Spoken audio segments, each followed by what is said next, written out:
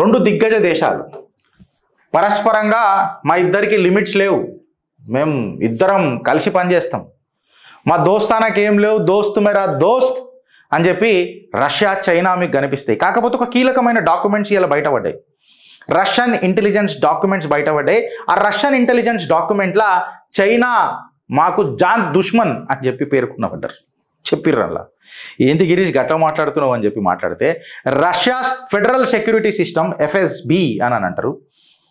Russia's federal security system ఏదైతుందో వాళ్ళు చైనాని మేము నమ్మము, డిస్ట్రస్ట్, చైనాకు అసలు పడదు, చైనాను మేము నమ్మము అని చెప్పి ఒక లీక్ డాక్యుమెంట్ ఫ్రమ్ రష్యా చెప్పింది. వాళ్ళ పబ్లిక్లోనేమో వాళ్ళ డిప్లొమసీ సూపర్ డూపర్గా ఉంటుంది, ఇట్లా శంఖ కింద చెయ్యట్టు ఎడనో ముద్దెట్టు అని అన్నట్టు ఇట్లా చేతులు పెట్టుకొని ఫుల్ మంచిగా సూపర్ ఉంటారు వాళ్ళు. కాకపోతే లోపల గుండెల్లో ఏముందో కళ్ళల్లో తెలియదు వీళ్ళకు. గట్లున్నది పరిస్థితి ఇద్దరి మధ్యలో.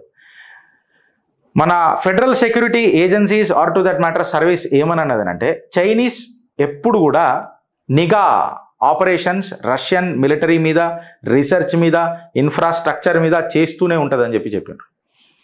స్ట్రాటజిక్ అండ్ మిలిటరీ టెన్షన్స్ ఇద్దరు దేశాల మధ్యలో ఏమున్నదని అంటే, ఫస్ట్ టైం రష్యా, ఇది ఫస్ట్ టైం ఏం కాదు, ఇన్ఫ్యాక్ట్ చెప్పాలంటే దీనికంటే ముందు కూడా ఇట్లాంటి డాక్యుమెంట్స్ రష్యాల నుంచి బయటపడ్డాయి. రష్యా చాలాసార్లు చైనాని నమ్మదు అనే డాక్యుమెంట్స్ ఎన్నోసార్లు బయటపడ్డది.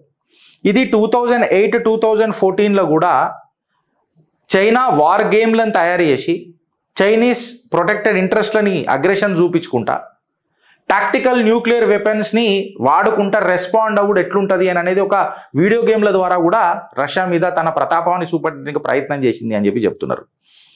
రష్యాస్ ఈస్టర్న్ మిలిటరీ డిస్ట్రిక్ట్స్ ఏవైతున్నాయో అవి న్యూక్లియర్ కేపబుల్ మిసైల్ డ్రిల్స్ ఏవైతే ఉంటాయో చైనా బార్డర్ ఏరియాలో చేసిండ్రు. బిడ్డ జాగ్రత్తగా ఉండు, మా నిఘా వర్గాలు మీ నిఘా వర్గాల కంటే గట్టిగా ఉన్నాయి, మీ మీద ఎంత నమ్మకం ఉండాలో అంతే నమ్మకం ఉంటాం, మీ నడిముక్కోళ్ళని నమ్మేటట్టు ఉండదు, నల్లిగాళ్ళు ఉంటారు నడిముక్కోళ్ళు, సో ఖచ్చితంగా ఈ నడిముక్కోళ్ళని మేము నమ్మము, చిల్లరగాళ్ళు గబిలాలు తినేటోళ్ళతో మేమేంది రాబోయి చక్కగా ఉండేది అని చెప్పి క్లియర్ కట్గా ఒక వార్నింగ్ ఇస్తుండే డ్రిల్స్ చేసినప్పుడల్లా.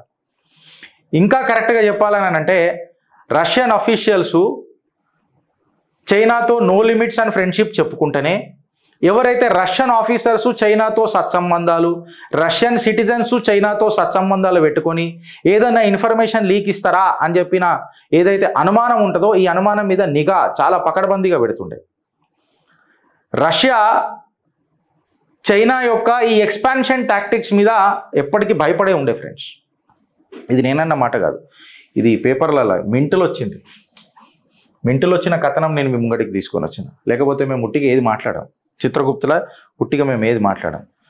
అయితే యుక్రెయిన్ రష్యా వార్ జరుగుతున్నప్పుడు కూడా చైనా పోయి యుక్రెయిన్ దగ్గర స్పై చేసిందంట. అంటే మోడర్న్ వెపన్స్ ఎట్లా వాడుతుంది రష్యా, ఏ రకంగా చేస్తుంది, మనం ఎట్లా ప్రిపేర్ చేయాలి, రష్యాకు మద్దతు తెలపకుండా యుక్రెయిన్ మీద స్పై చేసుకుంటా రష్యాని ఎట్లాంటి మిసైల్స్ వాడుతుంది, దానికి యుక్రెయిన్ ఎట్లా కౌంటర్ ఇస్తుందని స్పై చేస్తుందట. ఇన్ఫ్యాక్ట్ వాళ్ళ వెపన్స్ని మోడర్నైజ్ చేసుకోనికే చైనీస్ ఇంటెలిజెన్స్ కూడా ప్రతిసారి ఎస్పానియేజ్ చేసినాయంట. ఎక్కడ? ఆర్క్టిక్ సర్కిల్ దగ్గర చేసి బీజింగ్ అలార్మ్స్ రేజ్ చేసిందట రష్యన్ ఏజెన్సీస్కి. ఎందుకు రాబోయానంటే అక్కడ చైనా ఒక సివిలియన్ ఇన్ఫ్రాస్ట్రక్చర్ని యూజ్ చేసి స్పైయింగ్ చేసిందట. సివిలియన్ ఇన్ఫ్రాస్ట్రక్చర్ అంటే నార్మల్ ప్రజలు ఎట్లుంటారు ఆర్క్టిక్ దగ్గర, అట్లా నార్మల్ ప్రజలను పెట్టి, అంటే ఇప్పుడు అమెరికాలో పంపించి నార్మల్ స్టూడెంట్ని పంపించి డెట్రాయిట్లోనో మిచిగన్లోనో ఇక్కడ నుంచి ఎయిర్పోర్ట్ల నుంచి ఫంగస్ స్మగుల్ చేసిరు కదా, అట్లా స్టూడెంట్లను పెట్టి దేశాలను అల్లకల్లోలం చేసే తత్వం చైనాది ఉంటుంది ఇప్పుడు.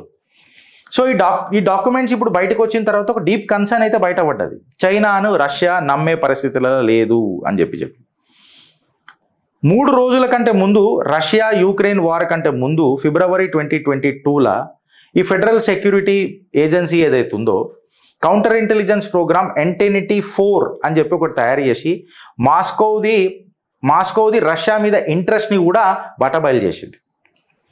అసలు ఎందుకు చైనాకు మా మీద అంత ఎందుకు స్పైయింగ్ చేస్తున్నది అని చెప్పి ఆలోచించారు. ఇన్ఫ్యాక్ట్ చెప్పాలనంటే రష్యా భయం వల్ల ఏందనంటే ఈ చైనీస్ నా కొడుకులకు తయారు చేసే తత్వం ఉండదు.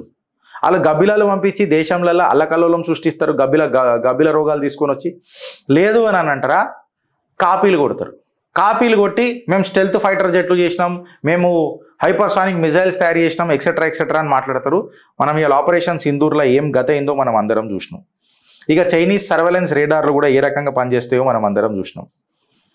రష్యన్ ఆఫీసర్స్ ఎవరైతే ఉంటారో direct face to face meeting with Russian citizens ఎవరైతే ఉంటారో వాళ్ళను కూడా చాలా క్లోజ్గా మానిటర్ చేస్తారు. ఆ కాడికి కాకుండా కొంతమంది రష్యన్స్ యువకులు యువతులు ఈ చైనీస్ వాళ్ళని పెళ్లి చేసుకుంటున్నారు. వాళ్ళ మీద కూడా రష్యా నిఘా పెట్టుడు మొదలెట్టింది. ఎందుకు చెప్పాలా ఫ్రెండ్స్, 20,000 విద్యార్థులు ఎవరైతే చైనాలో చదువుతున్నారో వాళ్ళ మీద ఒక పెద్ద మోడస్ ఆపరెండి అంటే ఒక పెద్ద నిఘా పెట్టి, చైనా మోడస్ ఆపరెండి ఇట్లనే ఉంటుంది కదా, ఒక పెద్ద నిఘా పెట్టి వాళ్ళ మీద చూస్తూ ఉంటుంది.